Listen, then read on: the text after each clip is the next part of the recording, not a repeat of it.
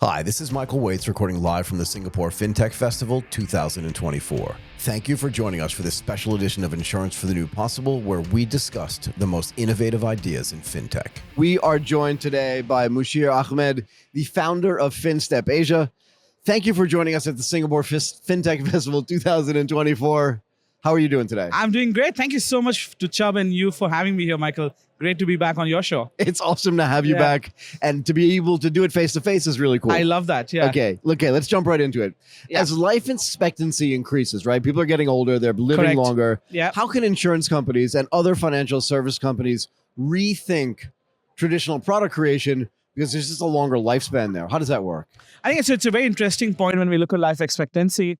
A lot of focus has been on the healthcare side of it, biohacking, medical services, etc. Right. So there are probably three ways you can think about it. Number one, when we look at longevity, a lot of people who were born in the 50s and 60s were essentially, the economic model was live for 60 to 70 years, right? This is also very well articulated in the book, The 100-Year Life by Linda and Andrew Scott, who are professors in London Business School. We're coming back. So you would be earning an income for 40 years, so 20 to 60, and you have 10 years with pension, healthcare, everything taken care of. A lot of these were joint families. So, your care and your cost of care in your 60s onwards, as we define the silver economy, was much lesser, right? And plus you had much higher interest rates. So your compounding effect and what you got was much more. Right. Now look at Gen Z, born in the 2000s, late 90s, largely now in the lower, we had a very long zero interest rate regime. They're likely to live on average in the OECD in the mid 80s. Right. In the emerging economies, 70 to 75 now, but probably going to edge up as well. to 80s. In East Asia, we talk about people who are living beyond 100 as a norm, right? So are they earning, you now have to live for longer. Right. So from a product design perspective, you've got to think about when people are working for longer, how can they contribute? What's that breakdown? Annualized versus maybe a longer term periods, interesting products that maybe give lump sums out in 20, 30 years time rather than at the end of life cycle, as it were, right? Right. That's number one. Number two, as I mentioned, when it comes to products, you think about breaking it down for healthcare, but biohacking is another interesting element. So how can you fund that for newer products that the persons are using, which were not in your traditional playbook from a medical insurance perspective? Yeah. Yeah, but how do you do that? Like, what are you going to work longer? Are you going to say people are going to work until 60 in the old days and now until 70 or 75 and still have the same kind of 15 to 20 year runway? Or can you create a product that just has a longer life cycle, a longer sort of annuity life cycle, so that you can still stop working at 60 or 65 and still live comfortably until 80? It's going to be a bit of both, I would say. It's not going to be, one option. I would it's imagine a combination of both. Combination level, of three. We now have, in 2 months' time, we'll have the world's largest economy being headed by a person who's going to be in the 80s very soon, right? Yeah. And you're talking about one of the world's largest investors whose firm is close to $1 trillion and more, with Warren Buffett, who's in his late 90s. Yeah, and also, Charlie Munger passed about 102 or whatever, right? Right, yeah. So you're talking about people who are very articulate, very sharp, even in their 90s, and are still looking to work, right? So motivations change. So it'll be a bit of both, I would imagine. One is annuity programs changes. I think lump sum amounts in terms of credit would come in the middle as well. You want to give a new bounce and maybe change the product, almost saying, your first stage of your career, we support you for this. Right. Second stage of your career, we support you for that, or your life focus, right? Is there a fintech or some kind of technological solution that will help people better plan for this? I think there needs to be some. You have a few fintech products that look at financial planning in general, and these are typically based on your risk profile and what you want to do. So very, in some sense, is a bit more algorithm driven, but not necessarily as tailored as we could imagine. And Gen AI probably is going to be one of those things that could make it tailored at cheap cost for these companies to help their clients. So where do you think the AI comes in? The AI will come in look, I have been extremely surprised, I would say, with the pace at which Gen AI has evolved. Yeah, for sure. Extremely fast. Same. I use it every day. So yeah, and then we're talking about Eric Schmidt in a conference saying 8 to 10 years, you look at AGI, right? Which then means you literally have a personal, very smart companion, which is digital or maybe in robot form, who can do a lot of things for you and has no emotional connect to it, right? So in some senses is able to provide all those inputs. So yeah, AI can come in terms of mapping your day-to-day, understanding you both from a monitoring on your health perspective, your body, right? And seeing those small changes and what needs may be. And secondly, just spending patterns, right? Not just, okay, maybe you're happier in January or you're around your birthday, spend more to make yourself happy. As you don't have kids, you may be doing something else later on for some people. So those kind of things, I think AI will be more personal and will be much more tailored to what everyone is like. So you'll have those micro differences in products. So we talk a lot about emerging technologies, but Correct. are there also emerging asset classes you think that can help affect this?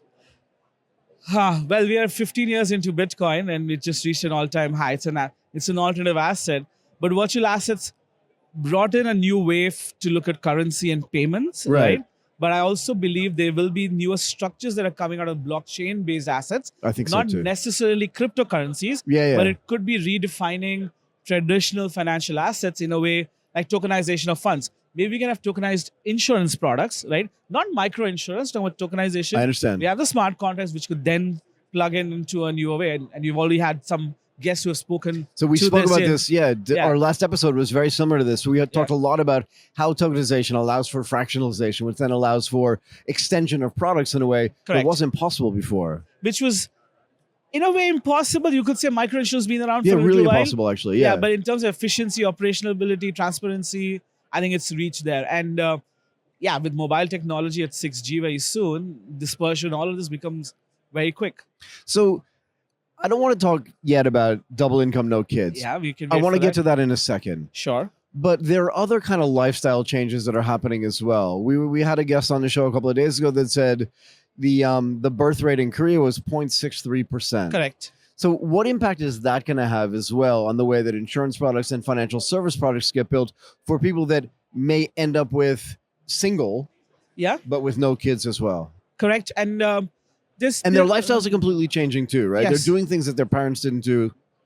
But it's also when you're looking at senior citizen care, if I may call that, right? Yeah, fair enough. Silver economy care. Yep. That's changing as well. And now, in certain Western economies in the OECD, you kind of had a very structured, if I may use that, where you had care homes they call it old age homes, they had care homes, very nice communities that were built out. But in the emerging economies, there are two elements to it. One, because people didn't live necessarily for that long across, you didn't have these in place.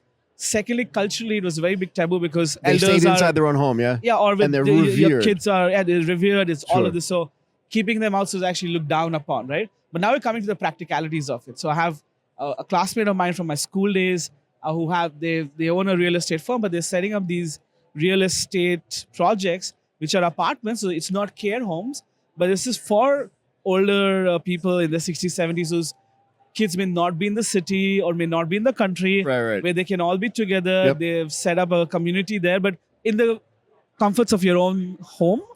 But you're having a community that can support. So that changes that model. But from a lifestyle changes, again, you're talking about the element of service industry, so care industry, right? The number of people, if there are lesser number of people being born, there are lesser number of people going into the care industry, right? And I always found this as a dichotomy in Japan. I may be taking a little segue, and I want you to allow me to do that. Go for it. Is when I was growing up, for me, Japan was a lot about cutting edge technology, robots, and everything else, right? And then now you look at it as it's probably the most dominant aging society that we know of in the developed world. Right? It's the prime example. It's the prime example of this. Urban landscapes are changing. I want to go buy one of those abandoned houses because they seem great and not too expensive. But more than anything else, I was always imagine why aren't robots helping out here from a care perspective, from an assisting perspective, right? We're really close to that, though. We're getting close to that. That's what I want to say. So it wasn't the case because people didn't trust it. These robots were very one-dimensional in some senses, one-functional. And now you're seeing humanoids who can have conversations. Right. So Sony's building humanoids and also a company called FinTech. So factory automation, numeric control. They've got factories at the base of Mount Fuji there are factories where robots are building robots. And you have that with Tesla as well, right? Absolutely. I mean, in terms of Elon Musk, right, where they are also looking at robots to come in. So that will now change in terms of now how's liability going to be looked at there? when a robot does something, you bought the robot, it's yours. It's a bit like having a pet. If the pet bites you. Right, but this is the new idea around like also autonomous driving. Correct. Who owns the car? Yeah. And who owns the car determines then who has the liability around the car. So the regulations, policy around this is going to be highly important. But you may also now see alternatives where you can actually have humanoids who can provide some comfort, some element of going away beyond the loneliness. Like people like my mom feels alone in Bangalore where she's living. Yep, At night enough. she doesn't have anybody with her. So that does impact her life. Yep. But broadly, there are many others who have that situation, right? And not just over 60s, but also in their 30s. So let's talk about younger people. Sure. Double income, no kids. Yeah, the dinks as we are The known dinks. Now, as. we talked about this when I was graduating from college. Sure. Because this was when women really, really started coming into the workforce, right? Correct. Which was awesome, right? Yeah. So you had this great diversity of people that at work, and now you had couples where they had double incomes. They were making Yes. a lot more money, but no kids. Yes. And apparently that's coming back. It's come back with a vengeance, probably. So how does That's what I tech help felt. these couples invest their money in a way, again, that balances like their new lifestyle, right? They've got a lot more resources, a lot Correct. more flexibility, but then how do they plan for the long term? Like, how does all that work? I think this is a lot of them are trying to figure out their lives, right, in terms of the future. Right. They've been brought up, especially in Asia, as you mentioned, right? You have parents, you have kids, and it's a normal process for you to prepare for your legacy or for your next generation. Right. So when you're looking to do that, you plan your assets differently. There's a lot of focus on saving. Asia's already very high on the savings rate. Yep. But you start seeing that people are saying there are two reasons when looking at double income, no kids, and there'll be two different approaches to how they do their assets, Tell me. right? There'll be those who are in their 20s who have objectively decided we don't want kids. Yeah. Right? There's a significant more number of them. I know plenty of people There are like multiple reasons. It is either we don't want to take care of kids, we don't like kids, that. Right. it's too expensive, Right. etc., right? Right. That's one category. That's maybe it's a half and half slip. I don't have the numbers on it. I'm just throwing it out. So then for them, you can actually almost start very early when they have made that decision in terms of servicing them before. Will there be marriages? Actually, I don't know. A lot of times marriages were because you wanted to legitimize having kids. So maybe this will be partnerships. So when that happens, your legal elements change. And when you're living your life insurance, whom does it go to? Right. So and you may just be like, I want to live my life. So I want a lump sum at the middle to do a MBA, to do another skill course, maybe learn about AI. That's one. When you look at the others, which is the double income no kids who will try for kids And into not- their late 30s and early Right. 40s. I mean, just biologically, it's tougher as you get into your late 30s and Right. 40s. Then you do IVF. It's very expensive. It is. Right? So you need funding for that. Yep. Now, this is down to lower fertility rates There are and multiple companies others. though, that are actually doing this in the insurance space that are funding IVF and fertility as Correct. well. So that there are new lifestyle products changes, getting yeah. created here. Yeah. So you have to almost treat them in two phases. One is trying to enable their dream of having a kid. And when that fails, how do they live the rest of their life, which is then going to be very different. There may also be some requirement for mental health support there Right. in that 40s. And then you go into a newer lifestyle where they're no longer going to think about kids, but themselves. Maybe go and have a more lifestyle which suits holidays, having breaks regularly, right? Owning a holiday home somewhere in the Their work may Caribbean or not be as Mauritius. consistent, but they may be earning enough money to live a great life and Correct. travel. Yeah. And then where do the financial services products fit into there, right? And because they don't have anybody to leave their assets to. Some Right. will go to charity. For so sure. that could be another thing that I think assets could be looked at is where this for the social good.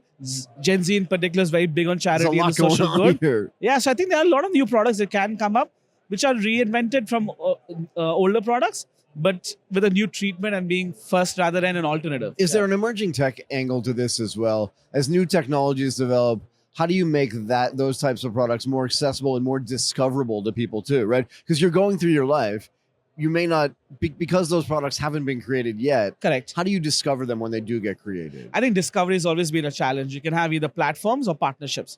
I think partnerships works better. Yeah. At the end of it, there are different touch points where people are frequent. So lifestyle products attached to insurance products or For sure. running through lifestyle Yeah. is going to be the best way to get in touch with these people, with dinks in some senses. The other element is a fundamental, this needs more effort. There's going to be a human element to it, which is changing your investment mindset. It only happens typically when you have a major life event, be it loss or gain, Right.